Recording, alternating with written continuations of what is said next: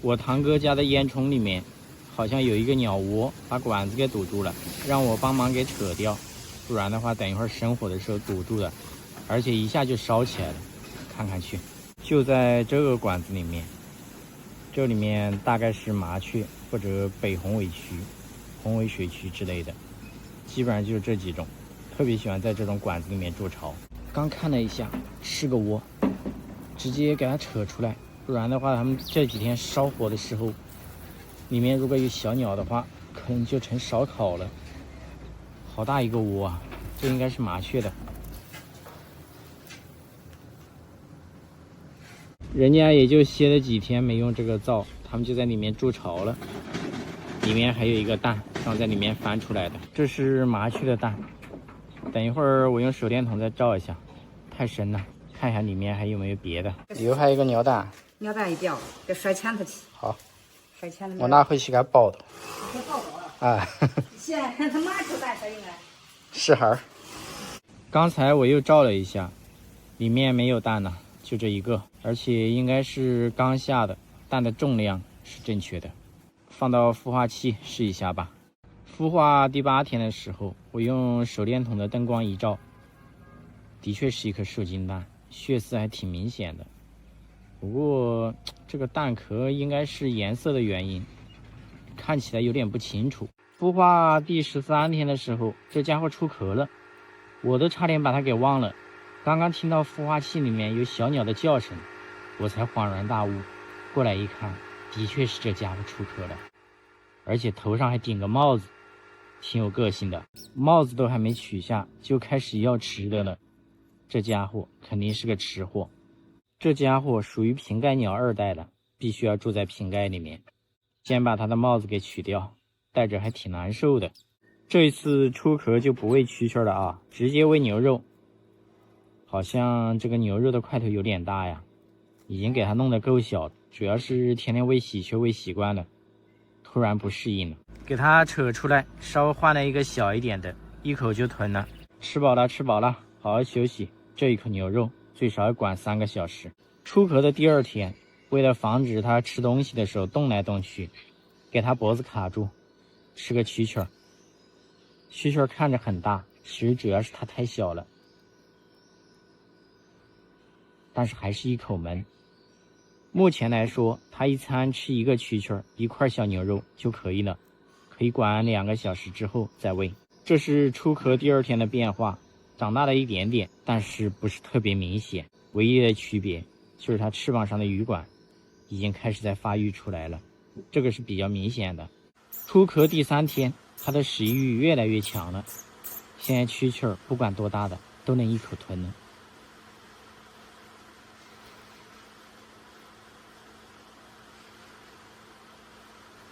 第3天，它身上很髒，不過變化也特別明顯，頭上和背上的羽管都冒出來了。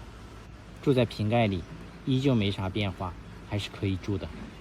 出殼第5天的晚上，它的變化是特別明顯的，感覺瓶蓋已經住不下了，大了一大圈兒。以後就不用住瓶蓋了，但是每天還是要對比一下，住在瓶蓋裡它有什麼變化。最近這一段時間，我養的鳥不管每天給它們放多少食物，早上起來都會被自動清空。我相信已經有人猜到原因了，沒錯，就是老鼠幹的。證據就是吃完之後老鼠屎還在盒子裡面。所以這一期視頻可能會讓愛鼠人士有些不適，請你們提前離場，因為今天晚上我就要滅鼠。為了防止傷到友軍，我要把這一只每天都回來蹭吃蹭喝的小老鼠給關起來。因為酸奶已經被它喝完了，所以這幾天回來蹭吃蹭喝都是給它搞的蘋果，也挺对胃口的。好了，關起來。虽然說它也是小老鼠，但是它是我喜歡的那一只小老鼠。時間到了晚上，必須要給這些小老鼠生前拍一段小視頻，留作紀念。你們應該看到的，它們到底有多猖狂吧？沒關係，既然我選擇要滅你們的時候，你們也蹦躂不了幾天了。這裡有一只母鴿子正在老鼠堆裡面安靜的孵蛋，公鴿子就站在旁邊。你們肯定好奇，為什麼這些老鼠不吃鳥嘞？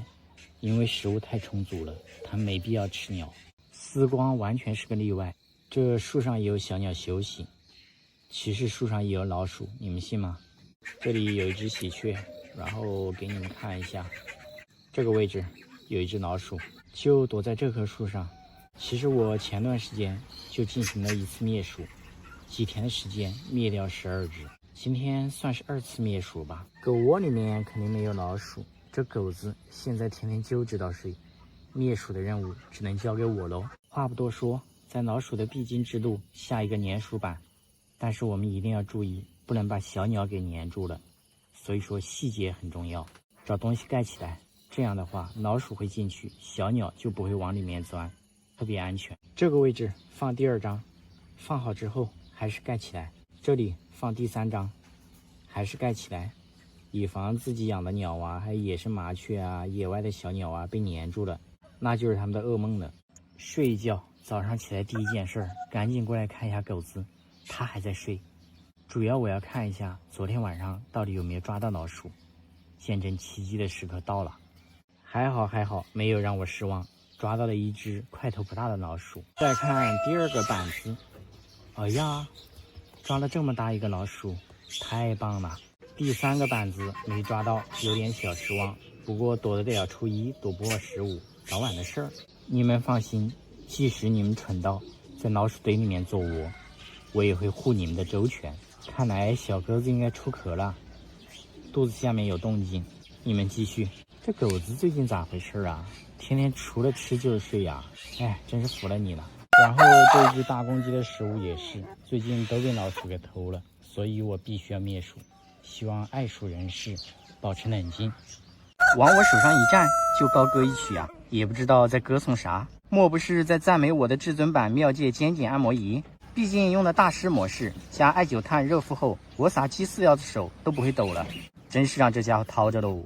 這位2年的老友最近顏值提升了不說，功夫也越來越強。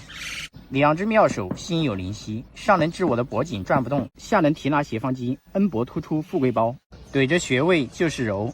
一輪下來，我是背不驼了，手不抖了，怪不得妙界能成為本村最潮流的社交禮物。這手法，這配置，其他按摩儀哪裡比得了啊？又有這群家伙口口傳送，自然好品多多。有些朋友肩膀比較厚，還得是按灸炭熱敷軟化加按摩強化，熱灸後頸，活絡下頸部3角區，順便再熱熱被逆子們傷透的心。3檔力度更是貼心，按腰按腿按狗頭，那是一個都沒落。這熱銷好評回購第1，確實應該拿。好多朋友平時都沒啥愛好，就愛在家刷手機，喊你去趟按摩店也是百般不捨得，結果駝背太久慘成蝦米，頸椎病也一路高歌猛進。聽我一句勸，趕緊背上妙界，縱享自由，摸魚幹活一個都耽誤不了。100萬銷量的 No.1，保準一用一個哇塞！還沒用上妙界的朋友們，現在評論區領券可比直接買優惠哦。妙界還承諾2年質保，1年內質量問題免費換新，自用送禮都好使。正在家睡午覺，突然想到小水坑的水可能要乾了，那不完了嗎？我特別擔心那幫魚淹死，所以我決定救救他們，把他們帶回家，然後餵鳥。這裡的水沒有了，在我的意料之中。不過我相信前面最後一個小坑肯定還有那麼一點點水，所以魚都聚集在那裡面。還好，還有一點點水，就是不知道白鷺有沒有把這幫魚全部給吃掉。來吧，試試。先整一點水。水質還可以，要不是我不渴，高低我就要來一口。感覺魚不多了，這麼小的面積，第1下就抓了一條小螃皮，還挺漂亮的。第2下有一條小鯽魚，看起來還不錯，又是2條小板子。這一下抓了好多小魚，我剛看到一大群小魚在這裡游，看不少吧？全是螃皮，搞到一條不小的板子，是吧？這可能是我上一次放的那一條，還在這裡嘞。等一會兒給它放到大河溝裡面去。這個螃皮還是很多啊，這麼大餵鳥正好合適。又一個小板子，這裡有一條不小嘞，看我徒手抓魚。哎，你跑得掉嗎，小伙子？還有點不好抓呀，直接上裝備，這下跑不掉了吧？哎，還是一條鯉魚嘞！這麼小的水坑裡面居然有鯉魚，還挺漂亮的。等一會兒拿到大河裡面去把它給放掉。看一下這裡有多少小魚，密密麻麻的。這小魚太多了，今天就抓這麼多。還有一個小黃骨魚，這玩意兒扎手真的是特別痛，我現在都有點怕。準備走的時候，在這裡又撿一個小板子，我感覺再撿幾條，是不是可以回家煲個湯了？這玩意兒一聲不吭地出現在我背後，把我嚇了一跳。走了走了，不抓了，給大家看一下今天的漁獲。先把這一條鯉魚給放掉，這玩意兒就放到大河裡面，留給釣魚愛好者吧。完了完了，這家伙可能有點缺氧，已經不行了。先放別的吧，這種鯽魚生命力特別頑強。你也走吧，我要這些都沒啥用，鳥也吃不了。這條鯉魚好像也恢復了，去吧去吧，都走。上一次你們都說這種漂亮的螃蜍都是公的，要放就放母的，好吧？這一次这些漂亮的小螃蜍都帶回去餵鳥。這裡還有一條漏網之魚，去吧。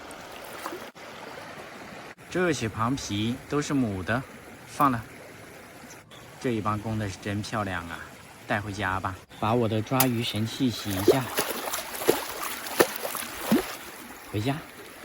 這就是我們今天抓的目標魚，多漂亮啊！這小螃蜍，就因為你們是公的，這個命運，算了，已經沒有命了。這麼漂亮的螃蜍都給鳥吃了，這一次聽你們的啊！上一次我放的都是公的，這一次聽你們的，把母的都放了。再給這一只特別醜的小八哥也餵一點，它現在的狀態可好了，而且胖嘟嘟的，不過毛色還是這麼醜。這個是沒有辦法的，別人要是不給我送過來，估計現在早都死了。等到換羽毛之後，它就會變得很漂亮。又來了一只喜鹊，再給它們整點魚吃一下。剩下的咱們慢慢餵。這一條還挺漂亮的，小鳥吃不完，放了吧。兄弟們，看我38塊錢買了120只蚂蚱。本來這個人家是做燒烤的，結果我買回來餵鳥了，肯定不是餵這貨。這貨對吃的興趣不大，面包蟲都沒啥興趣，更別說蚂蚱了。這是小二驢，不是好多人說很久沒看到它了嗎？它活得特別好，必須要給它一個蚂蚱試一下，不然的話等一會兒有人說我偏心，不給二驢搞蚂蚱吃。看看它是不是一點興趣都沒有啊？38塊錢買的蚂蚱大不大？如果小鳥不吃的話，我自己炫了。几點了？8點。兄弟，你自己跟大家解釋一下啊，你對這個蚂蚱是真沒興趣。其實他的確是沒興趣，他從來不吃這玩意兒。其實蚂蚱主要是給這兩個家伙吃的。蚂蚱挺大的，能鍛鍊他們捕獵的能力，而且這家伙食物不能太單一的，所以說隔3差5的就要給他們換菜譜。這兩個家伙也是白眼狼，我只要在這裡超過5分鐘不給他們餵吃的，他們馬上都會飛走。現在站在我面前，一看到我拿出蚂蚱了，以為馬上要吃大餐了呢。他們的翅膀都快扇冒烟了，所有的小鳥要食物的時候都會扇着翅膀，是吧？還不到5分鐘，跑了。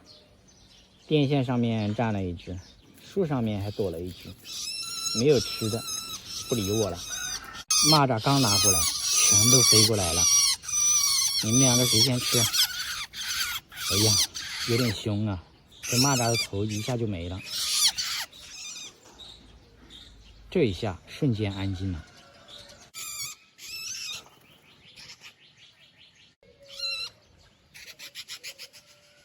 這一隻想搶沒搶到，直接來大本營了，也吃不到啊。等一會兒再給你弄一個。去年放生的一隻這麼大的鴿子它都敢抓，所以最後訓練的差不多了，我就拿到山上去放生了。今年的這一隻還小，你們看一下啊，鴿子它一點都不怕。又來了一個惡霸，這是惡霸碰到惡霸了，看看誰厲害。你怎麼跑了呢？這是餓了還是慫了？我還想看一下你們倆誰厲害嘞，你就跑過來問我要吃的了。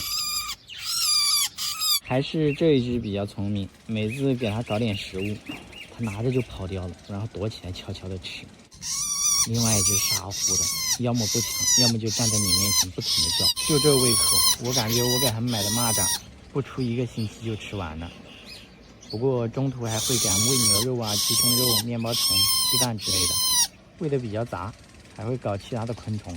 好了好了，你消化一會兒，等10分鐘再給你們找點螞蚱吃一下。大家還記得這一塊油菜地嗎？裡面有一窩土話梅正在孵蛋，油菜馬上就要割完了。窩在這個位置應該是已經棄窩了，因為它前面的油菜已經全部被割了，沒有什麼遮擋物了。本來是3顆蛋的，現在只剩1顆蛋了，估計是被什麼給吃掉2顆。不明真相的朋友可以去看一下5月22號的視頻，我有記錄。預計今天下午到明天這一塊油菜就會全部割掉，所以說這一次我們提前救助，因為前幾天那一窩黃藤鳥沒有提前救助，過2天去窩都沒了。蛋被我帶走的第2天，我過來一看，這一塊油菜都被割了，所以說昨天如果不帶走，它們都沒了。蛋被我帶走的第4天，這一塊油菜地，你们能看得出來以前是油菜嗎？現在光禿禿的，估計要種別的了。看我遇到誰了？我放生的那一隻小八哥，我的天吶，它居然跑這麼遠！剛我要不是聽到它在說話，我趕緊過來看一下，我都發現不了它，打死我都想象不到它能飛這麼遠。我們住在山的那邊，還有好幾公里嘞，挺遠的，它居然跑這邊來了。不過這邊八哥多，它應該是和它的老伴兒一起過來的，它老伴兒剛飛走了。回家繼續給大家說蛋的情況。蛋帶回來之後，第一時間就趕緊放到孵化器。我用手電筒燈光照了一下，感覺應該快出殼了。如果我們再早2天救助的話，就是3顆蛋，另外2顆蛋不知道出什麼意外了。孵化第7天的時候，馬上就要出殼了，已經在着殼了，特別明顯。出殼了，出殼了！這家伙出殼之後怎麼這麼安靜呢？其他的小鳥出殼之後都是張着個大嘴巴要吃的，它躺這裡一動不動，是不是沒有給你放瓶蓋裡？你不習慣了？所以說還是要放瓶蓋裡，是吧？放瓶蓋裡看它嘴巴張的。這家伙塊頭還挺大的，放瓶蓋裡不過也剛剛好，馬上給它餵吃的。第一口還是給它餵個蛐蛐兒。之前有人好奇為什麼第一口要餵蛐蛐兒，沒有為什麼，因為我買的蛐蛐兒很多，這就是原因。好了，現在吃飽之後，主要是讓它多休息，注意保暖，吃好喝好睡好，它長得就特別快。現在是出殼的第2天，看不出來有什麼變化吧？身上還是光禿禿的，沒啥變化。到了第4天、第5天之後，它們身上的羽管都冒出來了，這個時候長得就特別快了。現在身上變成黑色的都是它們的羽管，每天必須要給它放到瓶蓋裡，這樣的話一對比，變化就很大了。這小伙子像個餓死鬼一樣，趕緊給它餵飽，我出去轉轉。那個小家伙已經餵飽了，放到保溫箱我就出來了。看我遇到2個啥東西，紅嘴藍雀。你們知道他們在幹嘛嗎？他們身上爬了很多蚂蚁，他们是在蚂蚁浴嘞，利用蚂蚁身上的乙酸來殺菌消毒，挺聰明的。二驢也會。從出殼到現在已經20多天了，你們是不是覺得它特別醜啊？的確是很醜，因為是從蛋孵化的，加上中途有的時候可能會很忙，幾個小時沒有餵，導致它營養不良，所以看起來比較醜。不過慢慢的等換羽毛之後會越來越漂亮。出來的次數很少，它膽子好小啊，一下飛到狗窩裡來了。其實早1個星期就應該帶它出來熟悉環境了，稍微有點晚，不過影響不大。這種鳥天生喜歡撓癢癢，來試一下。哎，不科學啊，這家伙沒興趣的，只要我一給它撓癢癢，它馬上就飛走了，不科學啊！難道你是個例外嗎？餓了，餓了也別急，餓了也要給你撓癢癢，我就不信了，這玩意兒所有的天生都喜歡撓癢癢，你是個例外，那是不可能的。我現在都懷疑是不是我的手法比較生疏了，不應該呀，我是專業的。哎，我覺得我可能要投降了，這貨是個犟脾氣。我第一次碰到這家伙不喜歡被撓癢癢，真是奇葩呀。我安慰自己，是你餓了，先給你搞一塊雞胸肉，吃飽了再試一下。一塊肯定吃不飽啊，荤素搭配，第2口就吃小雞飼料。還沒吃飽啊，再來第3口，第4口。這貨是真能吃啊，別看它毛色不怎麼樣，但是其實它胖嘟嘟的，換毛之後就很漂亮了。吃飽了再試一下，不喜歡我的手，鑷子總可以吧？還是這麼抗拒，看樣子是還沒吃飽。再來一口小雞飼料。吃飽之後，依舊是不給我面子。這家伙絕對是個例外。以前的土話梅，只要你給它挠癢癢，你手可以挠斷，但是它絕對不會跑。這一隻特別抗拒。現在每天要帶它出來熟悉環境嘍，為放生做準備。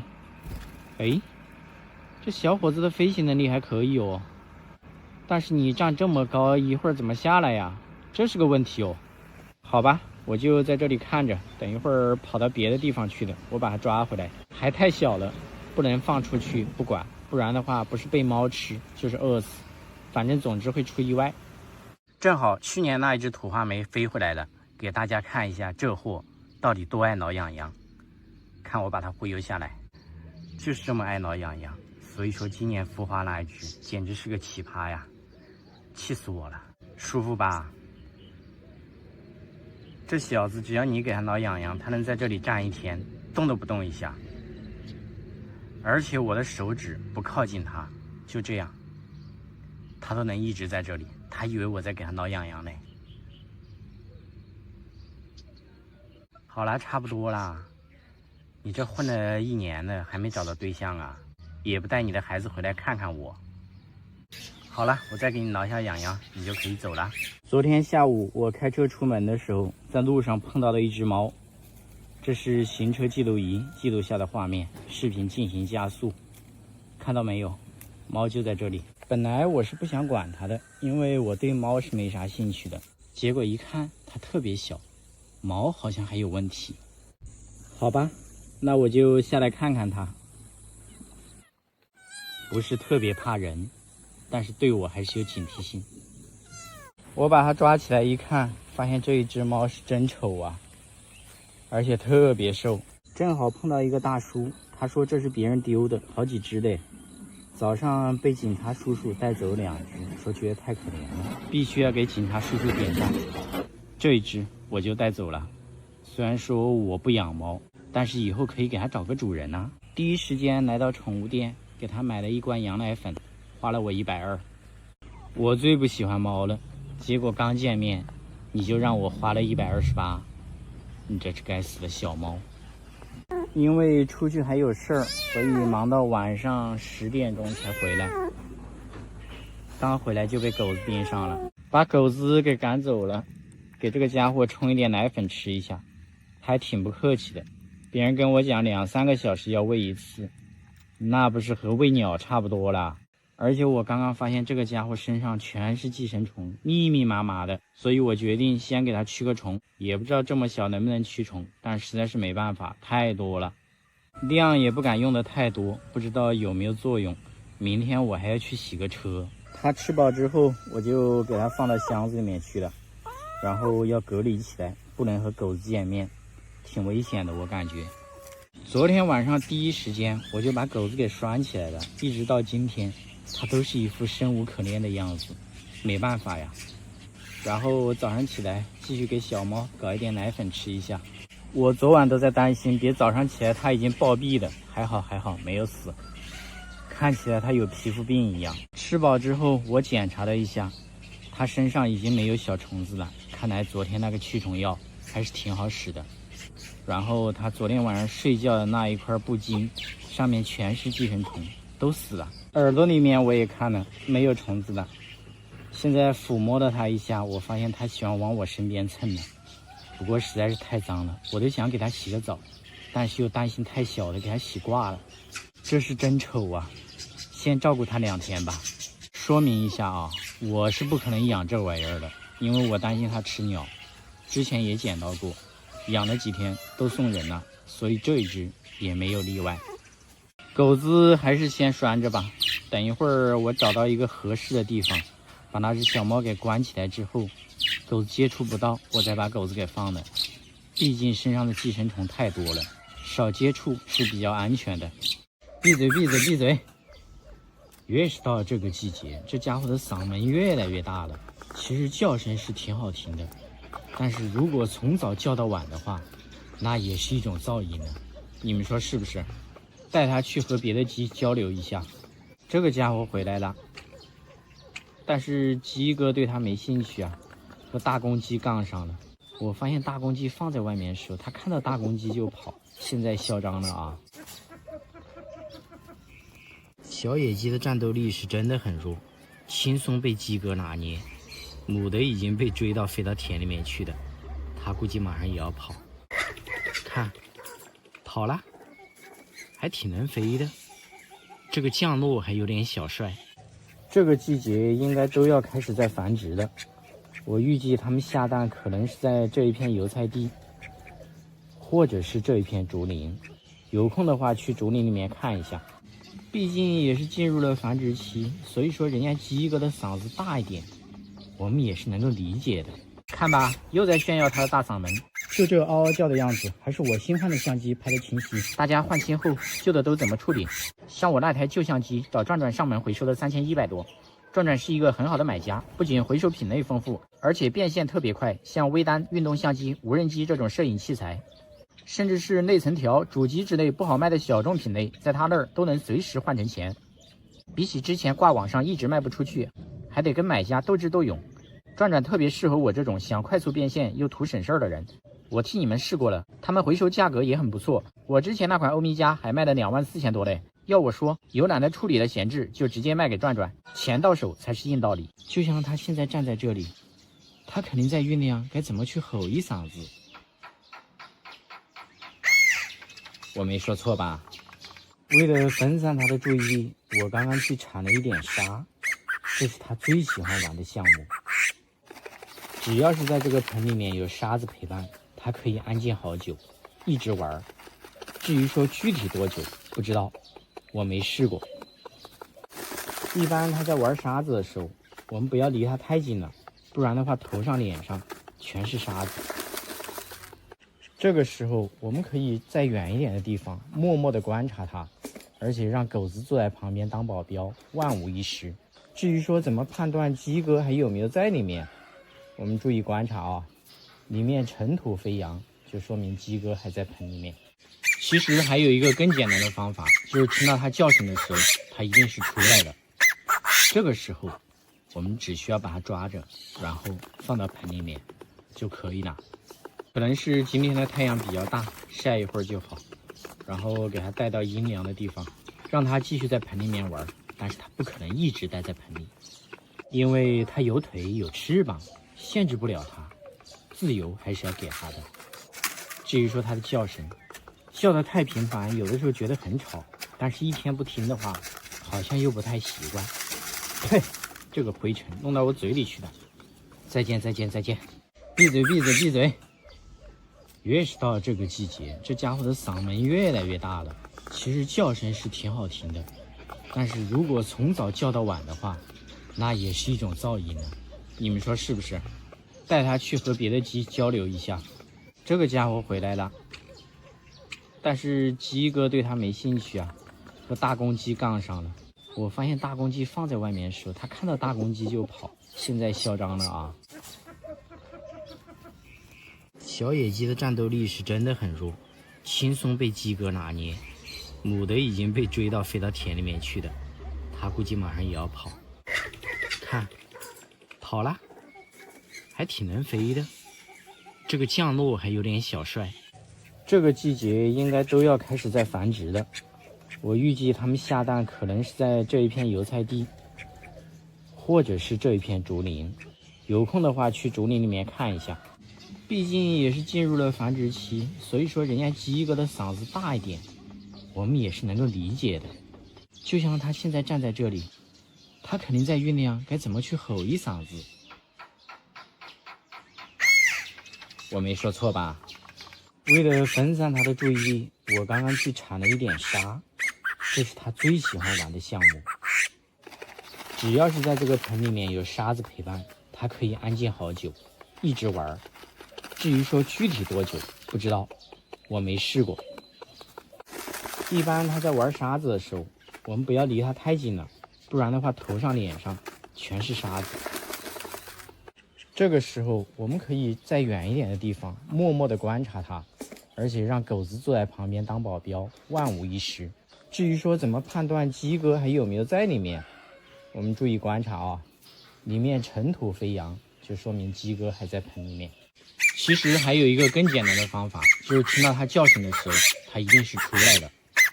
這個時候，我們只需要把它抓着，然後放到盆裡面就可以了。可能是今天的太陽比較大，曬一會兒就好。然後給它帶到陰涼的地方，讓它繼續在盆裡面玩。但是它不可能一直待在盆裡，因為它有腿有翅膀，限制不了它，自由還是要給它的。至於說它的叫聲，叫得太頻繁，有的時候覺得很吵，但是一天不聽的話，好像又不太習慣。嘿，這個灰塵弄到我嘴裡去了。再見再見再見。